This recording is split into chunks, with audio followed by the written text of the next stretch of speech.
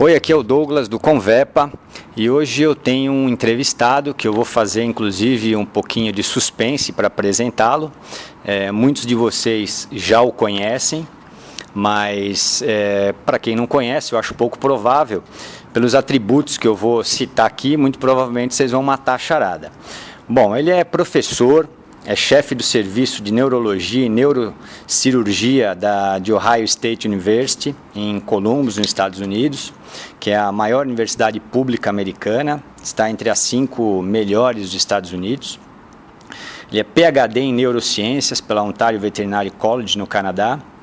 Ele é o único brasileiro diplomado pelo Colégio Americano de Medicina Interna, Veterinária e Neurologia. E ele tem vários prêmios por excelência didática, acadêmica, pesquisa no Canadá, Estados Unidos e no Brasil. E ele é reconhecido mundialmente pelos estudos sobre síndrome de Wobler. E ele lidera um grupo de pesquisa em biologia molecular, genética, biomecânica, ressonância magnética e tomografia computadorizada, incluindo prótese de disco no tratamento de cães com Wobler. Agora, provavelmente vocês já sabem de quem eu estou falando, mas eu estou falando do professor Dr. Ronaldo Casimiro da Costa. Muito obrigado, Ronaldo, pelo tempo que você está dedicando aqui para os nossos ouvintes, nossos colegas veterinários. Prazer estar com você, Douglas. Um prazer poder conversar com você, contar um pouquinho da nossa história, do nosso trabalho, né, do que a gente faz e compartilhar isso aqui no Brasil é sempre uma grande felicidade. O Ronaldo, inclusive, ele está aqui no Brasil para ministrar cursos. Ele veio de Salvador, a semana passada ele estava em Salvador, onde ele estava participando de um simpósio de neurologia e geriatria, né, Ronaldo? É isso mesmo, isso, né? Neurologia e geriatria. E agora nós estamos aqui em São Paulo, inclusive no Hospital Cães e Gatos, 24 horas, tem uma estrutura muito bacana, onde esse hospital ele é o primeiro hospital do Brasil a utilizar a ressonância magnética, né, Ronaldo? Você é o primeiro hospital brasileiro e eu acho que é o único hospital particular do Brasil a ter tomografia e ressonância. Então, nessa parte de neurodiagnóstico, né, eles estão muito à frente, né, estamos muito bem servidos aqui em São Paulo, né, porque caso pode vir, faz a ressonância, faz a tomografia aqui, né, então, parte de neuroimagem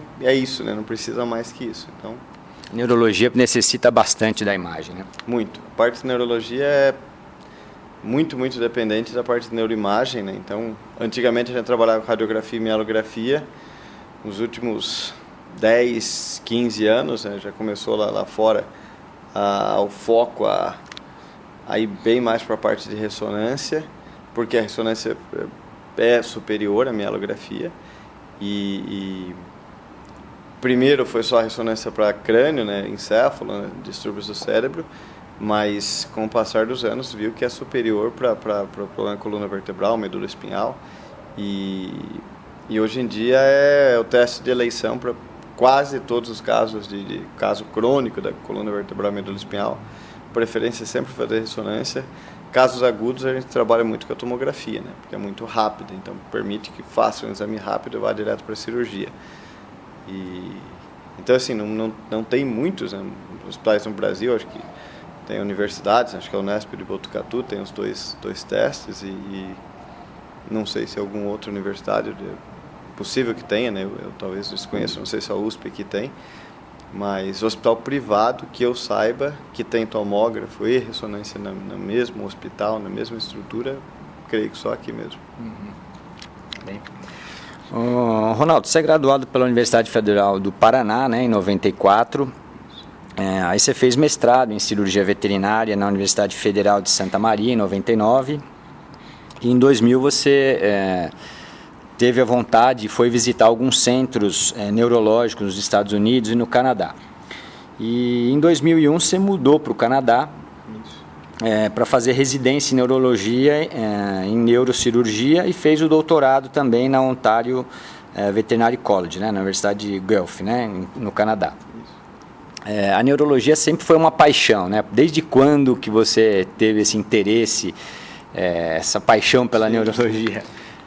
Isso começou durante a faculdade mesmo, né? Foi até aquelas coincidências da vida, né? Que eu até conto a historinha meio que nesse livro, que um vizinho de um amigo meu tinha um cão epilético e basicamente a gente foi tentar ajudar e eu fiquei nesse processo de tentar ajudar, fui conversar com o professor, ele indicou um livro para ler e eu comecei a ler aquele livro e eu fiquei fascinado que um veterinário poderia se especializar em neurologia e sem conversar com o cão, sem conversar com o gato, saber tudo o que estava acontecendo com o cérebro, o que estava acontecendo com a medula espinhal e que uma das coisas interessantes, você podia trabalhar com a parte clínica, poderia trabalhar com a parte cirúrgica e eu fiquei fascinado pela especialidade, pela complexidade, né? Como meio, de certa forma, muito como se assemelha muito como se monta um quebra-cabeça, né? Você tem que juntar todas as peças do quebra-cabeça, ver o que é mais e menos relevante.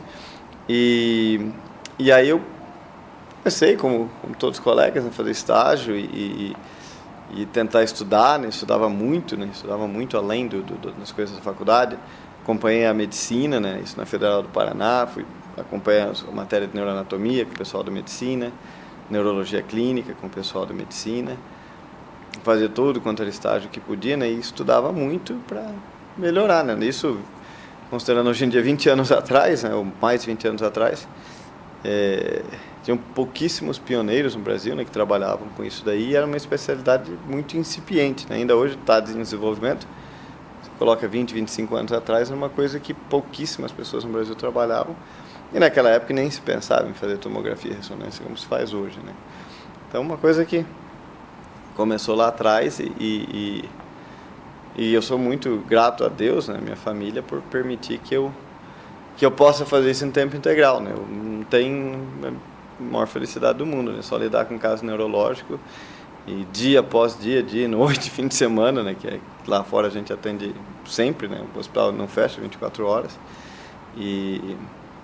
Então, assim, nossa, eu sou extremamente agradecido a todo mundo que me permitiu crescer nessa carreira e Deus e a minha família por me ajudar ao longo desse longo trajeto para chegar onde a gente chegou, né?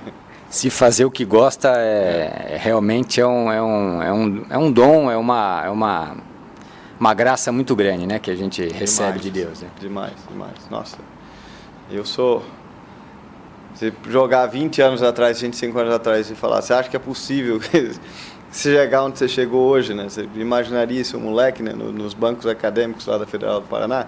Em hipótese nenhuma, né? De jeito nenhum. Assim, não passa, né? Mas parte da vida da gente é ter ambição e querer mais, né? Você sempre quer mais e graças a Deus, muito trabalho, né? Tudo é feito com trabalho, né? Lógico que se estudar, né? Cansei de falar isso para meus alunos, né? Se estudar 14 horas num sábado e 6 horas toda noite, né? Chega em casa, estuda das 7 às 10 da noite, estuda da meia-noite às 3 da manhã, faz isso ao longo de vários anos, você vai acabar aprendendo alguma coisa e vai conseguir colher as coisas, frutos, né? Exatamente, as coisas boas eventualmente acontecem, né? Sim, verdade, com certeza. Por falar nisso, como que você vê a neurologia veterinária no Brasil comparado com os Estados Unidos? Que nível que nós estamos aqui no Brasil? O nível claramente está melhorando, né? O nível da neurologia no Brasil está melhorando, ainda é bem aquém do que se pratica lá fora, muito até por disponibilidade de recursos neurodiagnóstico, de disponibilidade dos proprietários de buscarem especialista. A formação do especialista lá é muito diferenciada, mas ela já vem desde 1973, né? Então, desde a década de 70, 1973, foi formado o Colégio Americano de Medicina Interna Veterinária, com a especialidade de neurologia na sequência.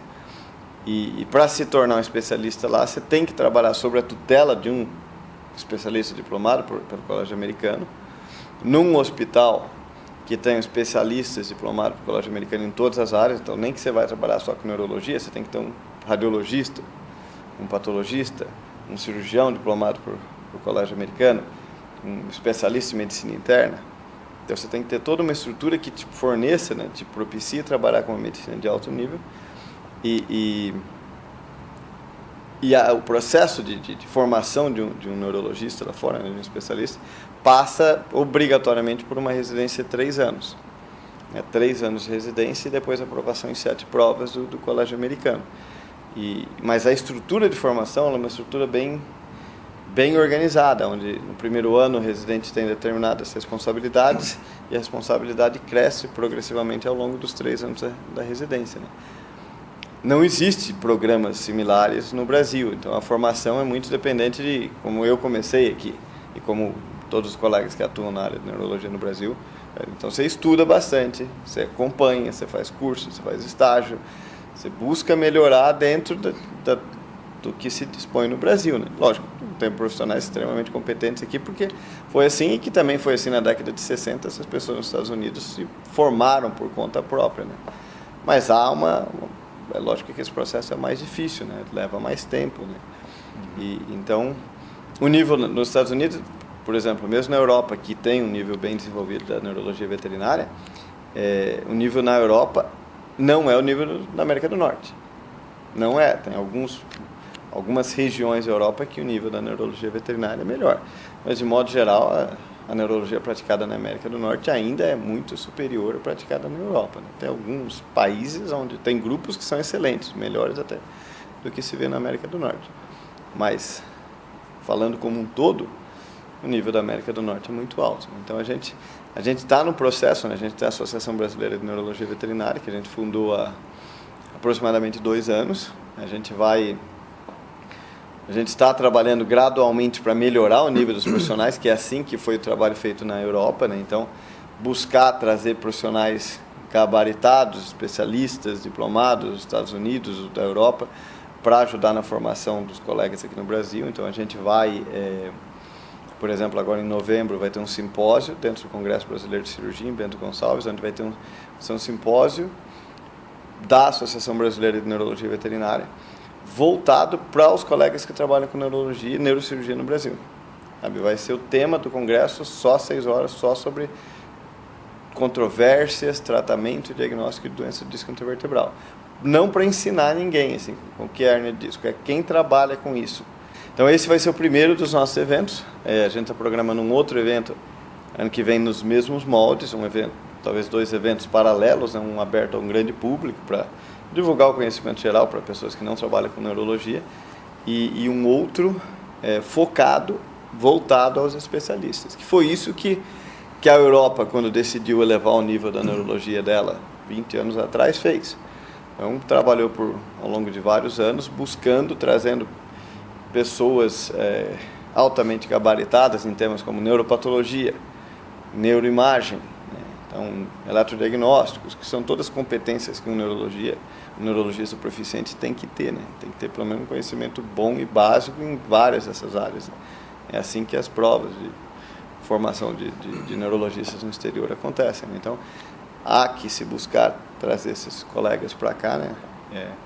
E daí trabalhar gradualmente na formação, né, com cursos de alto nível, né?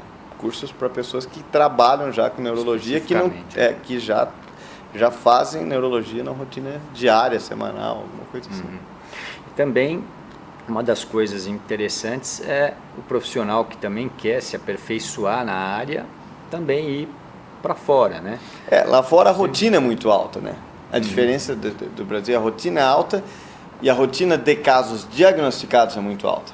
Porque é isso que é a diferença do Brasil, né? Você chega até os finalmente. Né? Exatamente. A questão do trabalho, né, que eu sempre falo, aqui no Brasil, pelo menos quando a gente estava aqui, vamos dizer, de cada 10 casos que se atendia, vamos dizer que fechar o diagnóstico com neuroimagem, com líquor, tudo bonitinho, sei lá, 3, 4, talvez 5 no máximo, assim. A maioria o pessoal tem condições, vamos tratar, vamos ver o que dá. Lá de cada 10, você praticamente chega o diagnóstico 8, 9, não vou falar 10, mas chega a maioria. A maioria, porque a pessoa que já te procura especialista já sabe que já está sendo encaminhada por um outro veterinário, já sabe que vai ter que gastar com ressonância, vai ter que gastar com tomografia, que se o cachorro não anda vai ter que fazer cirurgia. Já se tem isso daí, que na emergência neurocirúrgica mais comum a emergência cirúrgica mais comum de hospitais universitários americanos é hérnia de disco, causando paraplegia aguda. O cachorro ficou paraplégico lá qualquer hora do dia ou da noite, fim de semana, não interessa, vai ser operado. Sabe, não existe essa cultura ainda aqui no Brasil, de emergência. Sabe? O cachorro ficou paraplégico, ele precisa ter cirurgia descompressiva o mais rápido possível. Do mesmo jeito que uma pessoa. Se você ficar paraplégico, você quer esperar para ter tomografia segunda-feira? Espera 2, 3 dias para daí ver o que faz? Não. Ou tomar corticoide, ver como é que vai reagir. Você quer um diagnóstico, um tratamento o mais rápido possível. Então isso acontece lá fora. A gente opera a cirurgia meia-noite num sábado. Opera a coluna meia-noite no sábado. Chegou paraplégico, precisa de cirurgia, vai ser operado qualquer hora do dia da noite, dia de Natal, o dia que for. E não para, não fecha. E é voltado para a necessidade do paciente, né, para o bem-estar do paciente, para a melhora rápida do paciente. Realmente é outra cultura, né, outra filosofia. Né? E para o colega que está aqui, o brasileiro aqui, que gostaria de dar aula fora, muita gente pergunta, né, como é que você é professor hoje nos Estados Unidos, um brasileiro, né, que inclusive é um orgulho para nós veterinários aqui brasileiros ter um representante lá fora nos Estados Unidos, um país que leva tão a sério as coisas, né? Eu acho que, por que não dizer, é um orgulho para todos os brasileiros, afinal de contas é o nosso país que está sendo representado lá fora, né? Então, eu queria deixar claro aqui que você realmente é um orgulho para todos nós. E como é que o colega veterinário que quer, almeja um dia dar aula, se tornar um Ronaldo da neurologia, qual que é o caminho das pedras aí que ele deve seguir? A pergunta é excelente porque a gente recebe, na verdade, muitos questionamentos como esse, né? O pessoal jovem, né, interessado em fazer estágio lá fora, como é que pode isso daí? Eu diria que a primeira coisa é ter uma formação excelente aqui no Brasil. Você tem a capacidade de ter uma formação muito boa aqui, o que depende do indivíduo. Depende do indivíduo, depende das horas, muito além dos bancos acadêmicos, você está disposto a sacrificar ou dedicar para aquele teu objetivo. Então, eu acho que a primeira coisa é isso, porque o nível, querendo ou não, o nível da medicina veterinária lá é mais alto que o nosso aqui. É fato. Então, você precisa se esforçar para chegar ao mesmo nível que eles têm lá fora, por dedicação pessoal mesmo. Precisa saber inglês, né? Precisa ter proficiência na língua, porque você precisa se comunicar, né? A gente recebe estagiário do mundo inteiro. A pessoa não consegue acompanhar, até falo, né? Gostaria de fazer estágio. Você tem proficiência em inglês? Porque eu sou o único brasileiro, o único estrangeiro no meu serviço. Somos em 7, 3 professores, 2 enfermeiras, 2 residentes. As outras 6 são americanas. Eu sou o único que destoa, né? Então, mas toda a conversa, todas as discussões são todas em inglês. Não mesmo fazendo estágio comigo? Não vai dar para ficar falando português. Não vai ficar conversando em português, vai ficar falando inglês.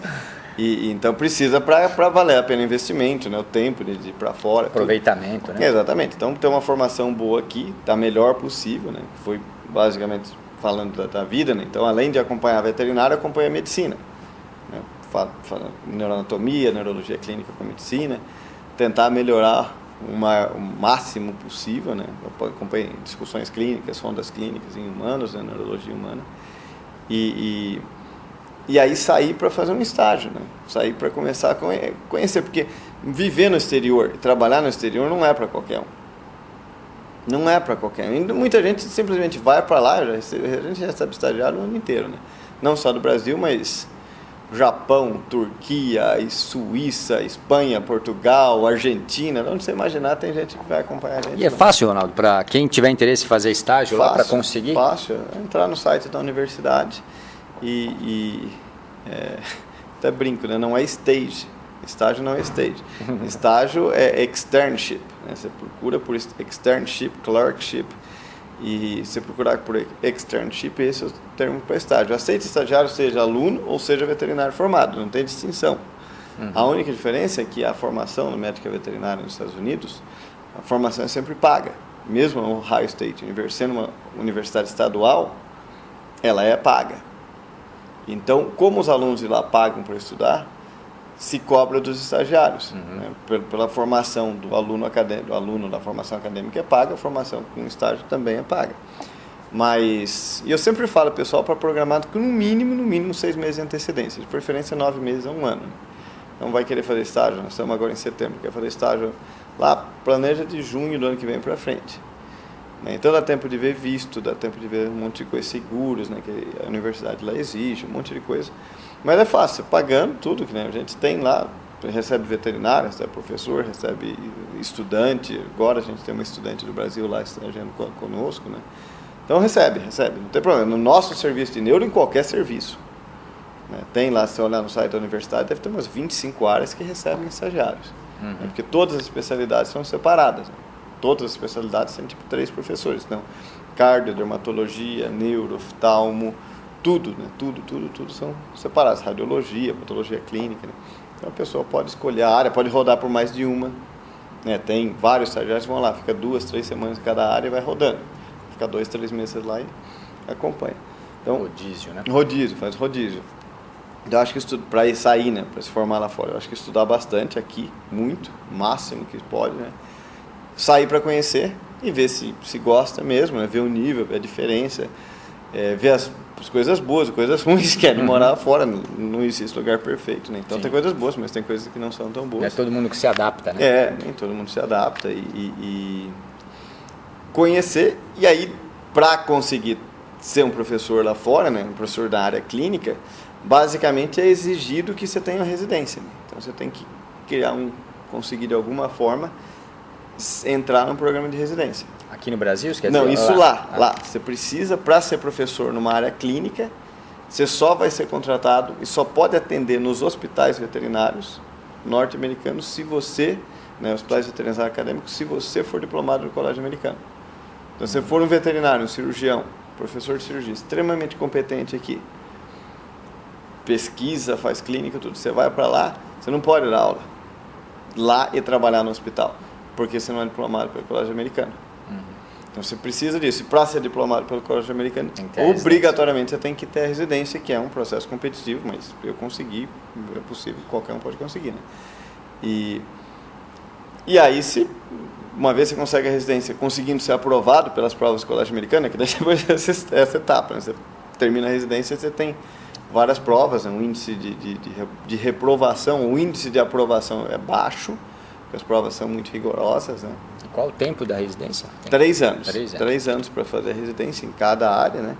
E aí as provas são do 2º para o 3º ano, é o término do 3º ano.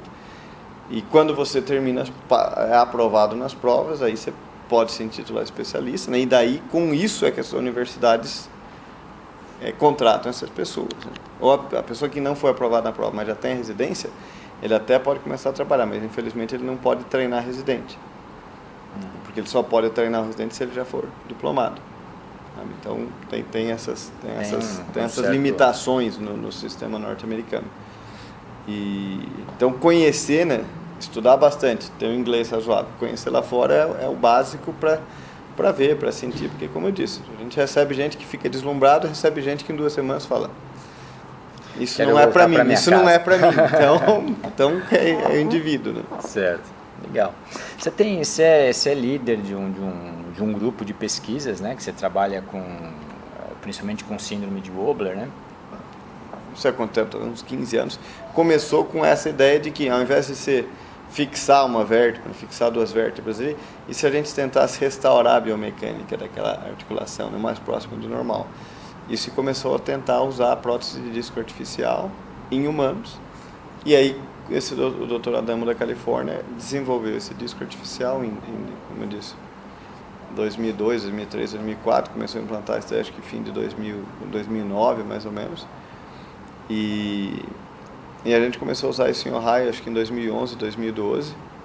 Na semana passada, inclusive, eu fiz uma cirurgia fiz um procedimento desse.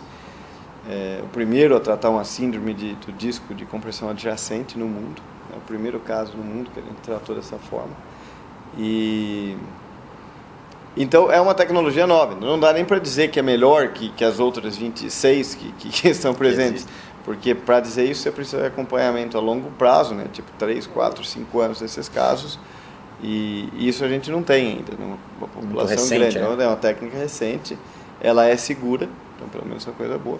Mas a gente não tem nada para provar que ela é melhor. Do ponto de vista biomecânico, ela faz muito sentido. Se vai alterar a sobrevida desses pacientes, a gente não sabe ainda. que a sobrevida de cães com Oberyn, infelizmente, não é boa. Ela é baixa, muito baixa, na verdade. Ela fica em torno de 2, 3 anos.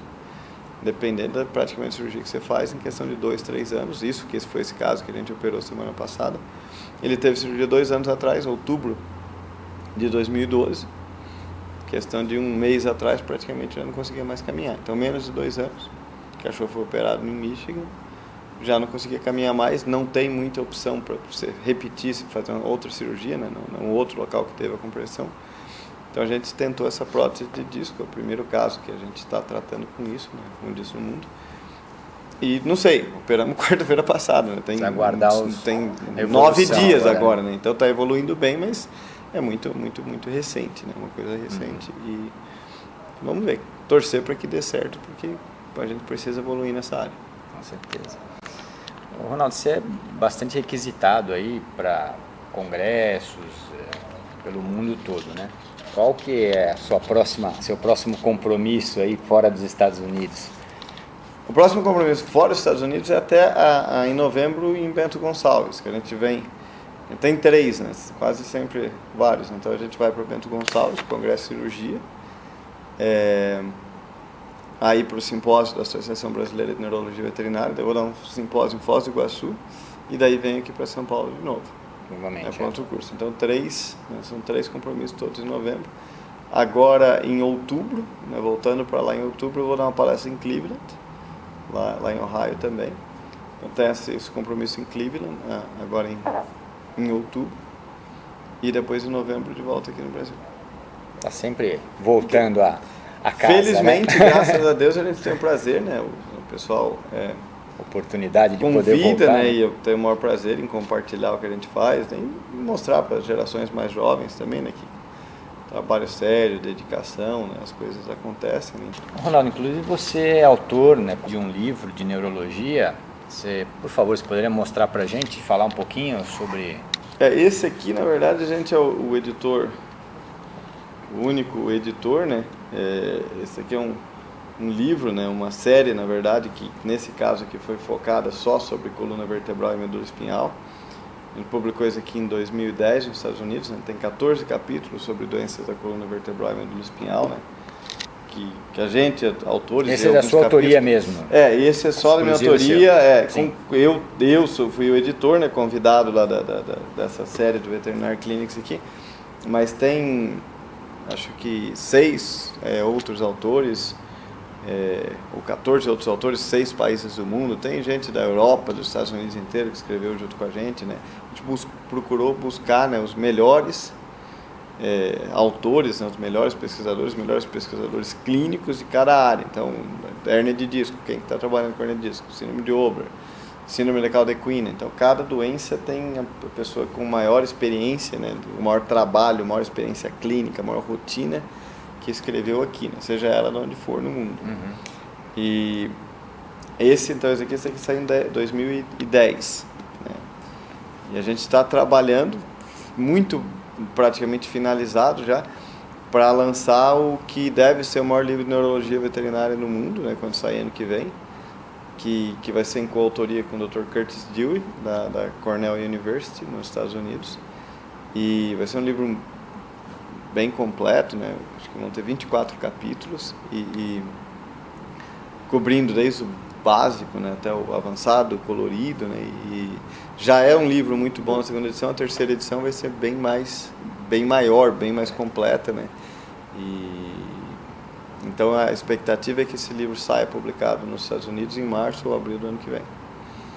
E a gente está trabalhando nos finalmente para concluí-lo, né? E vamos muito orgulho, né, de ter sido convidado pelo Dr. Curtis Dewey, né, que já é reconhecido uma das maiores autoridades de neurologia do mundo, para ser co-editor com ele, né, desse livro.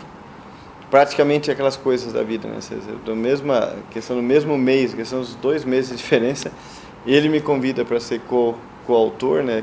Com ele, co-editor do livro, né? Para fazer realmente se tornar a maior referência de neurologia veterinária do mundo.